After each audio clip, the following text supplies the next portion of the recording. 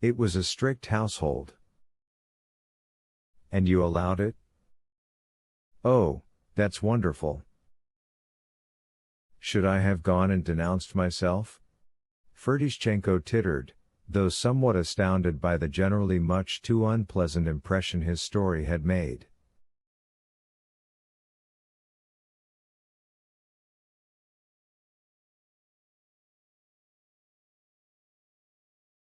How dirty! Cried Nastasia Philippovna. Bah! You want to hear a man's nastiest deed and with it you ask him to shine. The nastiest deeds are always very dirty, we'll hear that presently from Ivan Petrovitch, and there are all sorts of things that shine externally and want to look like virtue, because they have their own carriage.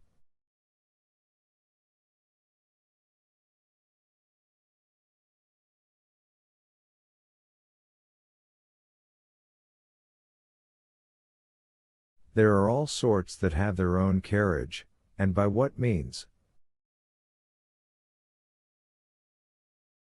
In short, Ferdishchenko was quite unable to stand it and suddenly became angry, even to the point of forgetting himself, going beyond measure, his face even went all awry.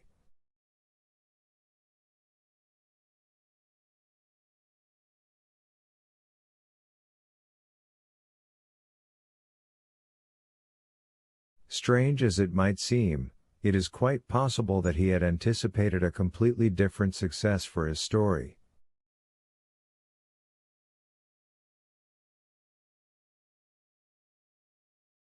These blunders of bad tone and a peculiar sort of boasting, as Totsky put it, occurred quite frequently with Ferdishchenko and were completely in character.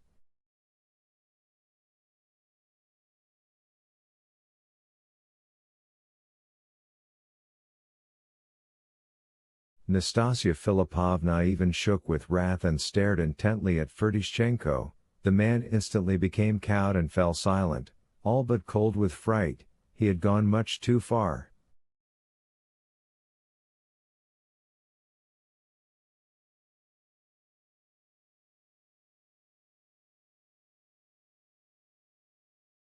Shouldn't we end it altogether? Afanasy Ivanovitch asked slyly.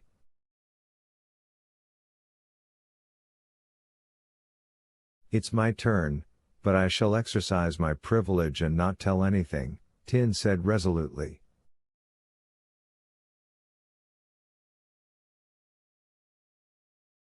You don't want to? I can't, Nastasia Philippovna, and generally I consider such a petit jeu impossible.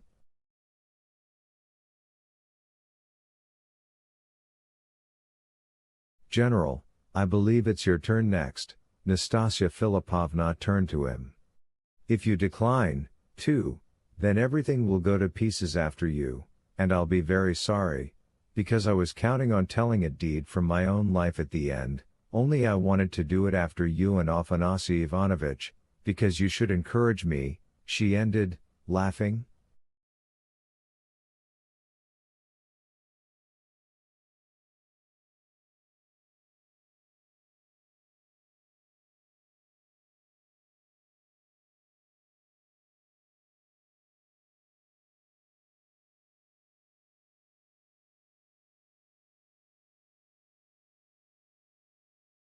Oh, if you promise, too, the general cried warmly, then I'm ready to tell you my whole life, but, I confess, while waiting for my turn I've already prepared my anecdote.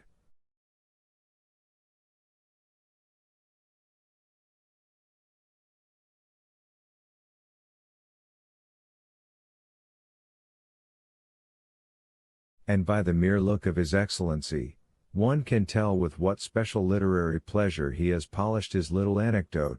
Ferdishchenko, still somewhat abashed, ventured to observe with a venomous smile.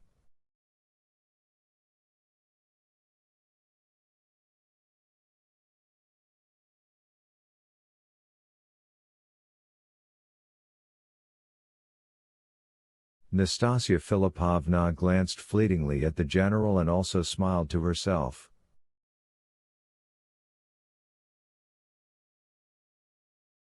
But it was obvious that anguish and irritation were growing stronger and stronger in her.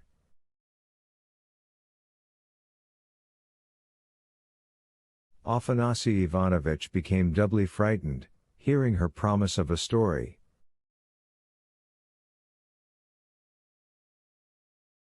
It has happened to me, ladies and gentlemen, as to everyone, to do certain not entirely elegant deeds in my life, the general began, but the strangest thing of all is that I consider the short anecdote I'm about to tell you the nastiest anecdote in my whole life.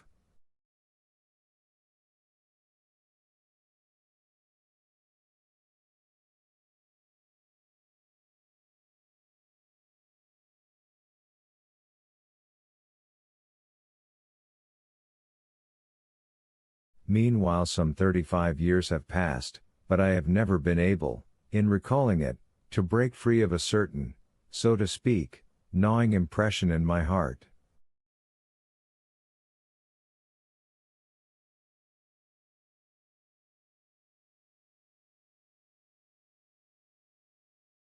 The affair itself, however, was extremely stupid. At that time I had just been made a lieutenant and was pulling my load in the army.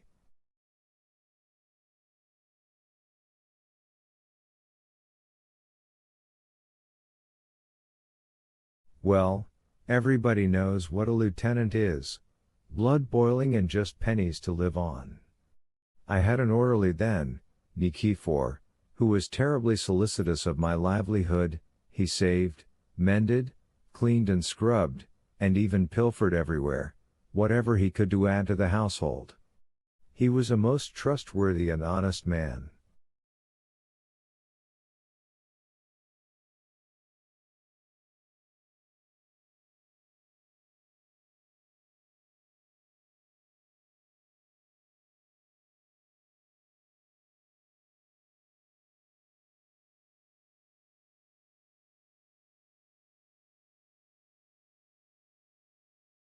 I, of course, was strict but fair. At some point we were stationed in a little town. I was quartered on the outskirts, with a retired lieutenant's wife, and a widow at that.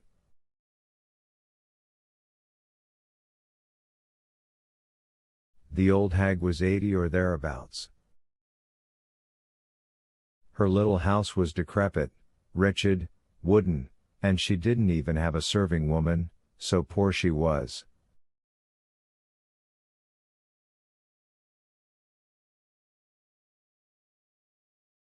But the main thing about her was that she had once had the most numerous family and relations, but some had died in the course of her life, others had gone away, still others had forgotten the old woman, and her husband she had buried 45 years earlier.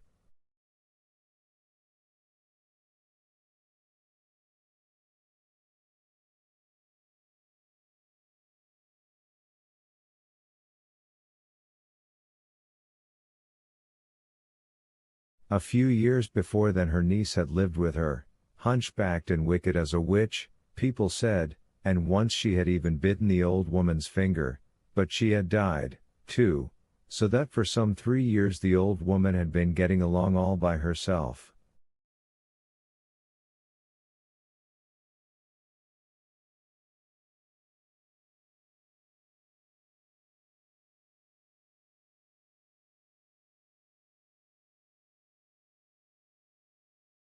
My life with her was terribly boring, and she herself was so empty I couldn't get anywhere with her.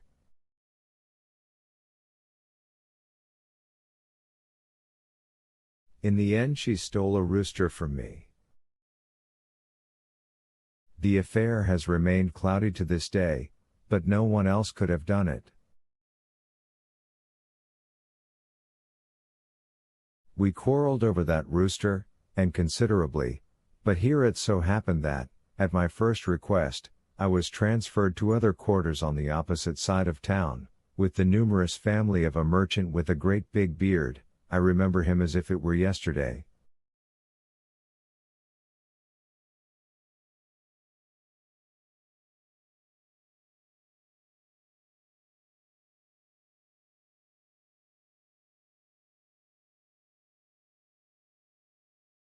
Nikifor and I are joyfully moving out, we're indignantly leaving the old woman.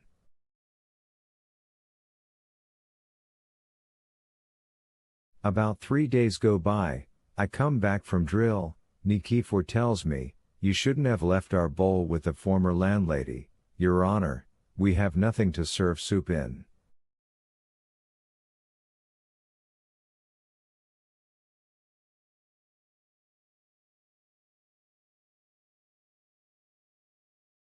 I, naturally, am amazed.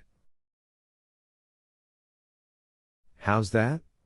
Why would our bowl have stayed with the landlady?"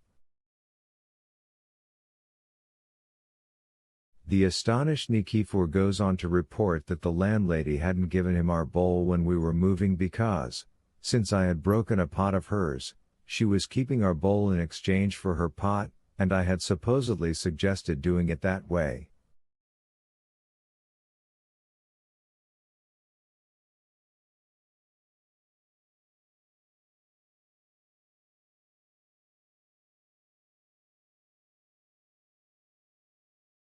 Such baseness on her part naturally drove me beyond the final limits, my blood boiled, I jumped up and flew to her.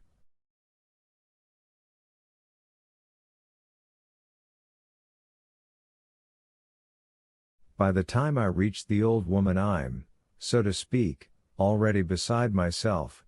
I see her sitting all alone in the corner of the front hall, as if hiding from the sun, resting her cheek on her hand.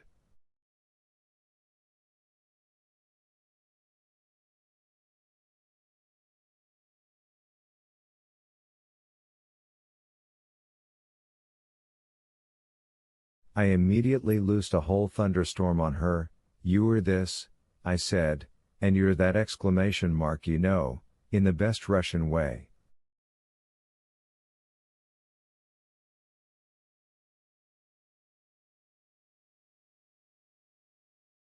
Only I see something strange is happening. She sits, her face is turned to me, her eyes are popping out, and she says not a word in reply, and she looks at me so strangely, as if she's swaying back and forth.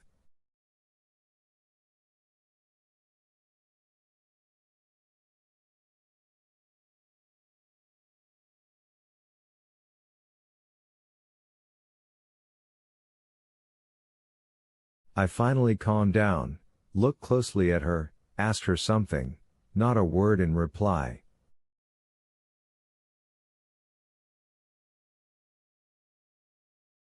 I stand there irresolutely, flies are buzzing, the sun is setting, silence, completely bewildered, I finally leave.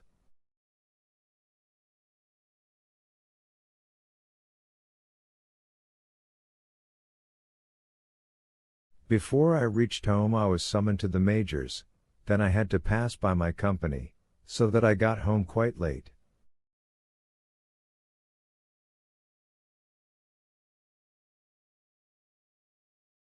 Nikifor's first words, "You know, Your Honor, our landlady died."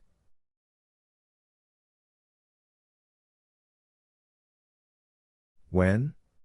"This evening, an hour and a half ago." Which meant that, just at the time when I was abusing her, she was departing.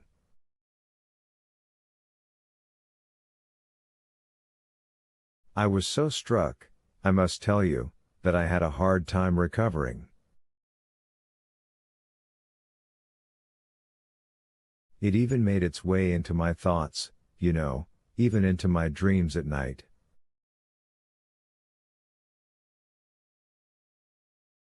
I, of course, have no prejudices, but on the third day I went to church for the funeral.